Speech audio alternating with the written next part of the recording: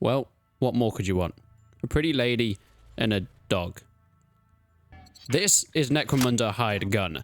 Now, I've actually played quite a little bit of this in the past, and it's a kind of fun 40k FPS. There's quite a lot to it, actually, and it's quite in-depth. The gunplay is pretty fascinating, but we'll get onto that when we actually fight. Okay, well, there's a war going on in front of us. Fantastic. That's all I wanted. So, Necromunda Hired Gun released on the 31st of May 2021, and it actually got a fair bit of good reception, at least in its early stages. People just liked the fact that they dropped this trailer out of absolute nowhere. A new 40k game, an FPS game at that, and it was going to be released in a few months. You are a hired gun. The money's good and your dog is loyal. Yes, you have a trusty dog along this guy, and we'll get to him. He's a lot of fun and I really enjoy using him. He's called your Mastiff and you're able to call him down at any point and he will just eat the faces off whoever you want. This is in the Hive City, but it is made by some people that actually have another entry on this list. Stirrum on Studio, but we'll get onto them later. Yes, doggy, do your work. Do your best work. I love this guy. He does his job. You can only call him in for a certain amount of time, but he will do a lot of damage, even especially actually if you're fighting against some big bosses. Call in your Mastiff and he will go ham on pretty much anyone you want. Oh my god, there's a big mech lad here. So this is set in the Warhammer 40k universe, but it also has this very much cyberpunk style, which I really love. We're very much used to the clean look of the Warhammer 40k Space Marine or Ultramarine. Okay, we ventured into some other locations in the 40k universe that we'll get onto later in this video. However, I really love the Hive underbelly of this. And that is a location that will come back, as you've probably guessed a certain title that could be on this list. There are plenty of enemies, anything from snipers to guys with big backpacks on that you can shoot, and their backpacks will explode. It is a hell of a lot of fun, so make sure you do that if you see those guys. Also, big ogre brutes and mech boys. Oh god, this is getting a little bit juicy over here. Gunplay in Hired Gun, I think, is one of the best Warhammer 40k games that we're going to see on this list in the first-person genre. It is so important with this style of game to make it slick and fast-paced, because that's what you want. You want to feel like that John Wick badass, but also have that Titanfall running and jumping. You can grappling hook within this game, you can jump between ledges, you can hop between different areas, and it is so satisfying. Getting different kills from far-away sniper shots to up-close and personal with assault rifles, pistols, which feel like absolute hand cannons, by the way, and your takedowns, as you've probably seen countless times already throughout this video. Going up behind someone, getting them down to execute level, and you're able to take them in such gory and varietable ways. Okay, we've got to dodge these MGs somehow. Oh god, at least I can sort of park or hide behind this. What looks... Oh my god, is this a big ogre guy that's ripped down this door? I like that. I mean, look at these levels, guys. These are just so cool. Okay, there's some more guys over. Oh, doggy. I'm going to need doggy time. Doggy time is great. Yes, fantastic. Be slaughtered. Be slaughtered. That's exactly what I wanted. Now, it is quite an easy game from what I've played so far. Maybe that's just the difficulty I've got it on, but I do get to the point where I go down every now and then, you will notice. But you're able to have 3 stim packs that can get you up at any time. So it's very unlikely I use 1, if not 2, but definitely not 3 within a game. So I'm normally able to complete missions with most ease. Now, this is a big open room that I'm assuming is going to be some sort of boss battle, and I love it. The music has kicked up to the next level. Yes, this heavy rock music reminds me of a game like Doom, and in tandem with 1, me being on fire, 2, my dog going around ripping people's faces off, and 3, me dodging these magical spells while they teleport 3 flames does feel satisfying. Get that goddamn... It's so brutal. I love it. I'm able to also grapple hook towards people, and I love how it does this really cool tilted tilt shift kind of blur as you assassinate people, because you have to get them down to a certain level with your gun first. By the way, I've run out of ammo with my assault rifle. Otherwise, I would be using that, but it doesn't seem like that's going to be the best option right now.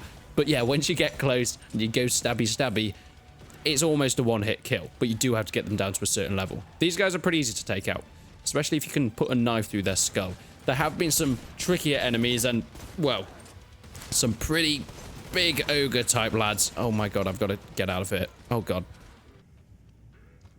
This game is incredibly immersive as well.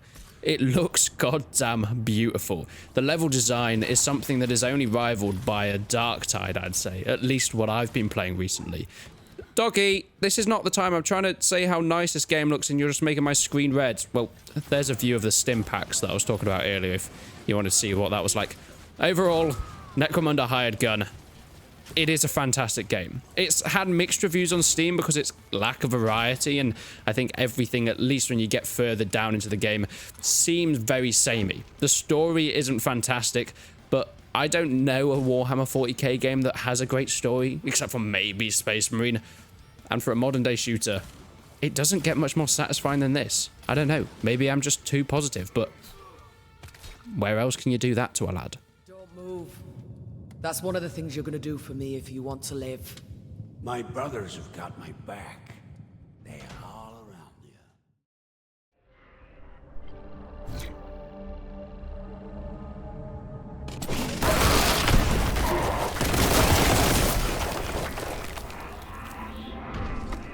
This is actually something a little bit different. Warhammer 40k Bolt Gun released this year on May the 23rd. And as you can tell, it is a Warhammer 40k game, but something isn't quite the same. Harking back to the days of your retro games like Doom and the first Wolfensteins, moving through this pixelated sprite world with still the same blood and guts as something like your new 2016-2017 Doom, but really paying homage to retro gaming. First-person shooters like no other, and you can see that with the graphic style, especially on enemies. They will follow you like cardboard cutouts, having these weird 2D effects on them, but I goddamn love it. Their animations are done perfectly, having just that jaggedy amount to make you feel like you're playing a game from your childhood, yet the death animations are so expertly done, where it really immerses you within this fast-paced shooter. And once again, much like Necromunda, this is a fast-paced FPS. You will be jumping and sliding between different areas, moving through the levels, fighting multiple bad guys, and you'll have your mix of the terrible enemies that you can just swarm through, or the trickier guys, especially like the Chaos Boys. Later on through the game, we get things like Nurgles and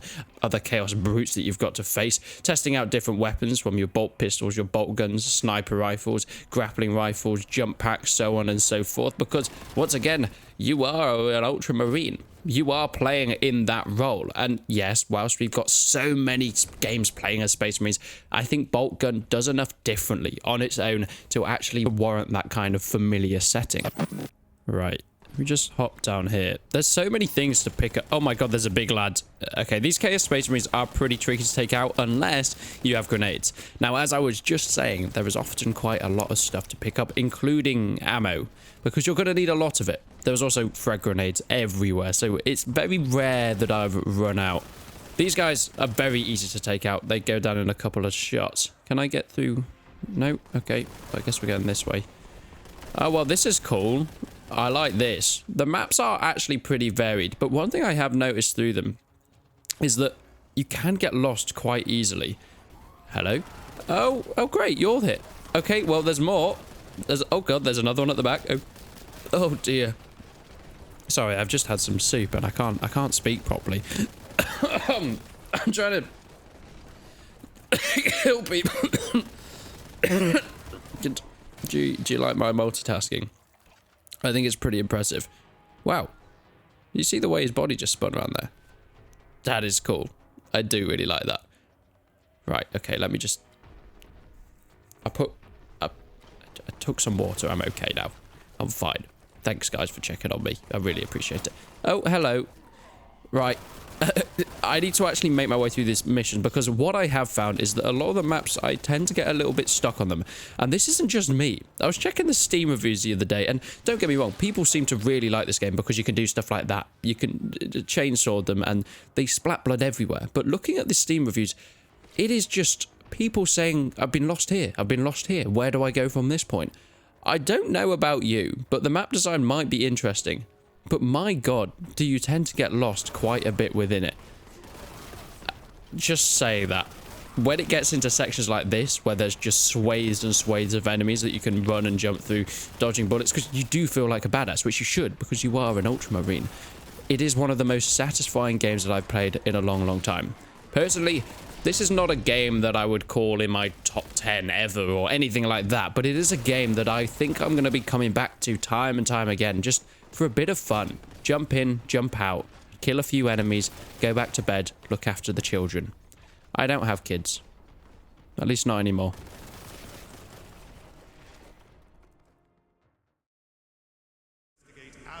Okay, come on, this has to be the most cinematic one so far. Surely. Space Hulk Deathwing is by Stirrum on Studio. Yes, the people that made Necromunda Hired Gun. They are back, and of course I mentioned they would be. But this 2016 game is actually a co-op 40k FPS. You might think, oh, I thought Darktide was the only one. No, this was the Darktide before Darktide, I guess. I did mention it came out in 2016, but the version you are seeing on screen is the 2018 Enhanced Edition that released on Steam and consoles. Now, it's an interesting one, because I quite enjoyed what I played.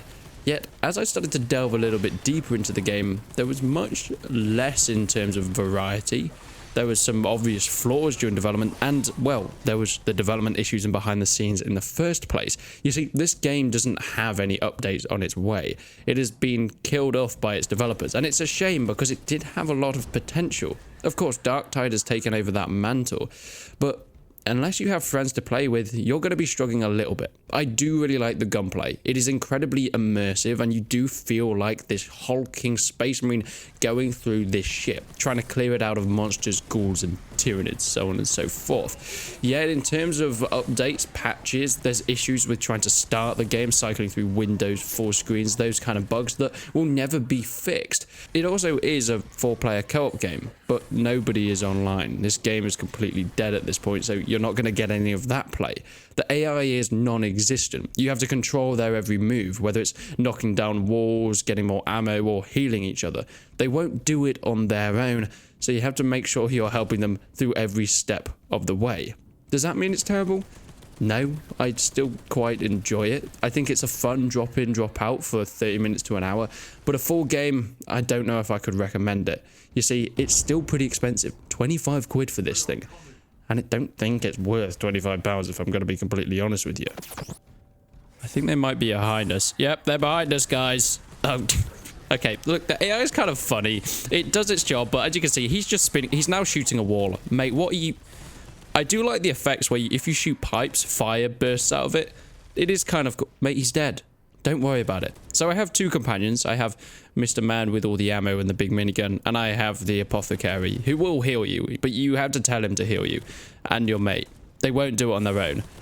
That feels like a definite misstep. If you're going to have AI people following you around because, I don't know, like me, you don't have any friends, surely the first thing you do is make the healy guy heal people without having to be asked. Because sometimes I'm hacking through tyranids. I don't have time to check whether my health is low. I just need you to tell me that. It's your job. You're supposed to be the professional.